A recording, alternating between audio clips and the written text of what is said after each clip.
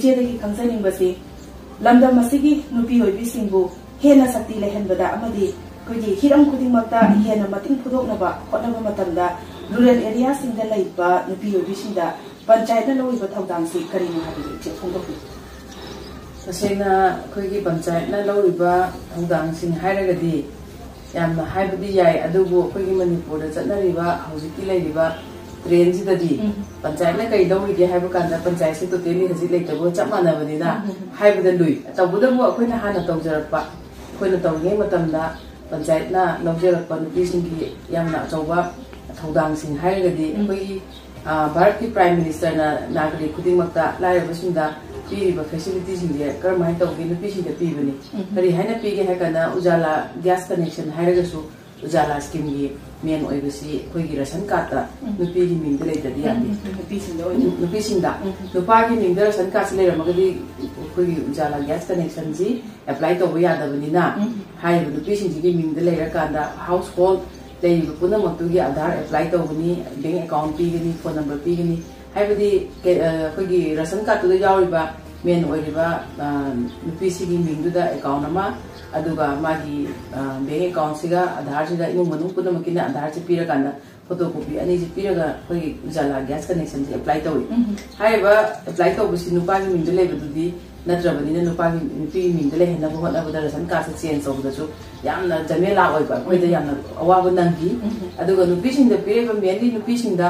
focus तौरकांदा नुपीसिंगि सिंहनदबा यादे हाइदि नुपाना तौरगदि नुपी सुम खंगौदेदना को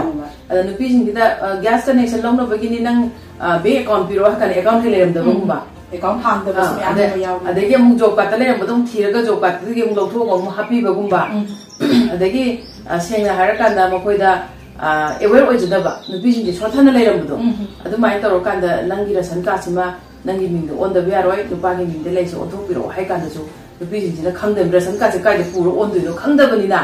agent चलो एजेंट मु हाइवा एजेंट मुकसु चथोकसिंगी प्रॉब्लम लेबसिंगदो आइगिदी इसामकी ओइनदि आइ केंद्रगी हाइबदी अखोइ लमचांग केंद्रगी मनुंग चन लेबा सिक्स पोस्टम एरिया गी ओइनदि आइना सिदैदा वार्ड मेंबरसिंग लोइ कोकलगने ट्यूशन तबुदो फान परेंगम फमगा नंगी लेबा म्याम सेमदोकदबा और समजिनगदबा साजनगदबा वालेबा डॉक्यूमेंट जे अखोइ गवर्नमेंट पी फैसिलिटी से लौना होनबदा नुपीसिंगदा फोकस तबुदबनि हाइ नुपीसिंगि कोकलगा फॉर्म जे मेनहलगा दुमाय तौना अखोइ होनजै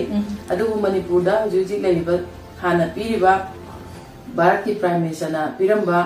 अखोइगी हानादगिदी अतक्सिदा मणिपुरदा याम अहोंबा मदि लाई मरमदि MSRA लेबु लाइसे हाना सुरै लेरमदबा कई मणिपुर स्टेट लाइवलीहुड मिशन की मखादा अखोइगी BLM मयाम पुथोकना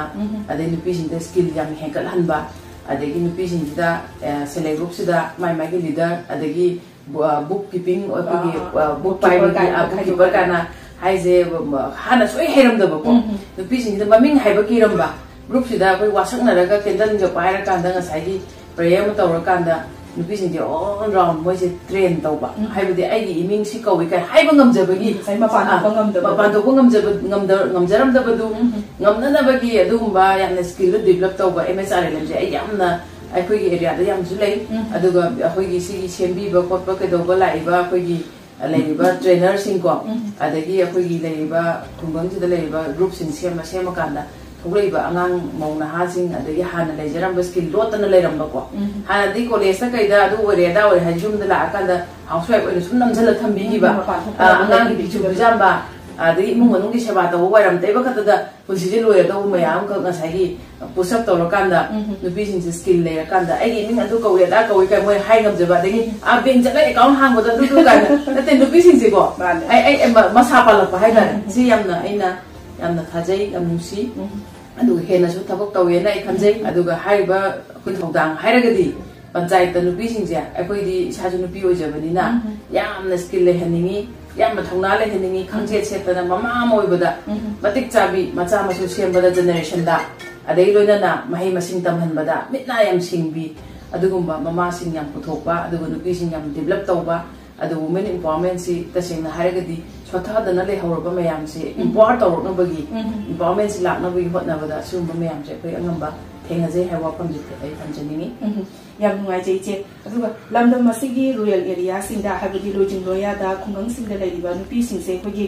हानादगी सुहौना अखोइगी मपान थोकपा ngमदबा मसाना सु थोकपा हाइनजदबा aduna imung da sum lai ki baduna koi gi mi mang tho ga ma pan na wa ngang ba ngam jada ba du gum ba koi imung gi ko ngak to ko na raga lai ba nupi sin ayam ba oi ba ije matam sida ada hari ba phibam sida ai koi gi ngasi gi malem gi nupi gi numit sin lak ba ga iroi na lamdam masigi rural area da lai ba khungang gi lam da lai ba nupi sin sida ije na makoi bu he na mapangal lai na ba karam karam ba makhal gi paujel bibi ni aduga ije gi side gi makoi de he na tawaning ba makoi na tawrok ta bada he na ngasai chen habi ki bada makoi gi skill develop to ba ko to me ama ma haibi fe ko sai ije gi mai kai de gi makoi bu he na sakti le na ba kari kari to hon bi ni je ai gi mai kai de gi